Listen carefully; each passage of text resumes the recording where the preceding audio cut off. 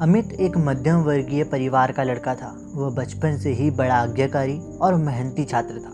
लेकिन जब से उसने कॉलेज में दाखिला लिया था, उसका व्यवहार बदलने लगा था।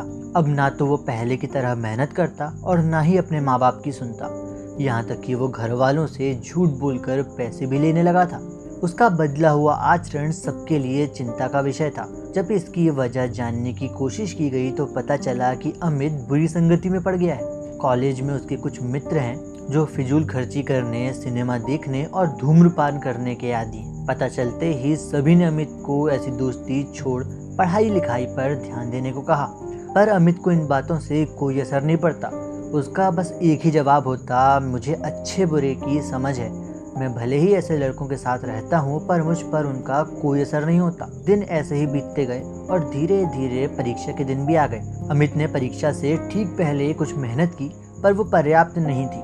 वह एक विषय में फेल हो गया। हमेशा अच्छे नंबरों से पास होने वाले अमित के लिए ये किसी जोरदार झटके से कम नहीं था। वह बिल्कुल टूट सा गया। अब ना तो वह घर से निकलता और ना ही किसी से बात करता।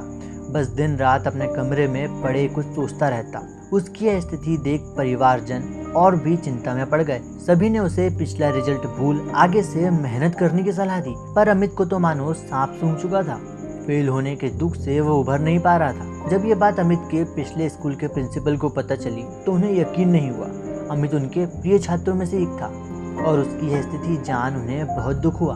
उन्होंने निश्चय किया कि वो अमित को इस स्थिति से जरूर निकालेंगे। इसी प्रयोजन से उन्होंने एक दिन अमित को अपने घर बुलाया। प्रिंसिपल साहब बाहर बैठे अंगीठी ताप रहे थे। अमित उनके बगल में बैठ गया। अमित बिल्कुल चुप था और प्रिंसिपल साहब भी कुछ नहीं बोल रहे थे। 10-15 मिनट ऐसे ही बीत गए पर किसी ने एक शब्द नहीं कहा। फिर अचानक प्रिंसिपल साहब उठे और चिमटे से कोयले के धधकते टुकड़े को निकाल मिट्टी में डाल दिया। वह टुकड़ा कुछ देर तो गर्मी देता रहा पर अंततः ठंडा पड़ बुझ गया। यह देख अमित कुछ उत्सुक हुआ और बोला, प्रिंसिपल साहब, आपने उस टुकड़े को मिट्टी में क्यों डाल दिया? ऐसे तो वो बेकार हो गया। अगर आप इसे अंगीठी में ही रहने देते तो अन्य टुकड़ों की तरह वो भी गर्मी देने के काम आता। प्रिंसिपल साहब मुस्कुराए और बोले, बेटा, कुछ देर अंगीठी में बाहर आने से वो टुकड़ा बेकार नहीं हुआ। लो, मैं उसे दोबारा अंगीठी में डाल देता हूँ। और ऐसा कहते हुए उन्होंने टुकड़ा अंगीठी में डाल दिया। अंगीठी में जाते ही वह टुकड़ा वापस धधक कर जलने लगा और पुनः गर्मी प्रदान करने लगा। प्रिंसिपल साहब मुस्कुराए और बोले, बेटा, कुछ देर अंगीठी में बाहर आने से वो टुकड़ा बेकार नहीं हुआ। लो, मैं उसे दोबारा अंगीठी में डाल देता हूँ। और ऐसा कहते हुए उन्होंने टुकड़ा अंगीठी में डाल दिया। अंगीठी में जाते ही वह टुकड़ा वापस धधक कर जलने लगा और पुनः गर्मी प्रदान करने लगा। कुछ समझे अमित? प्रिंसिपल साहब बोले, तुम उस कोयले के टुकड़े के समान ही तो हो। पहले जब तुम अच्छी संगति में रहते थे, मेहनत करते थे, माता पिता का कहना मानते थे तो अच्छे नंबरों से पास होते थे। पर जैसे वो टुकड़ा कुछ देर के लिए मिट्टी में चला गया और बुझ गया, तुम भी गलत संगति में पड़ गए और परिणाम स्वरूप फेल हो गए। पर यहाँ ज़रूरी बात यह है कि एक बार फेल होने से तुम्हारे अंदर के वो सारे गुण समाप्त नहीं हो गए।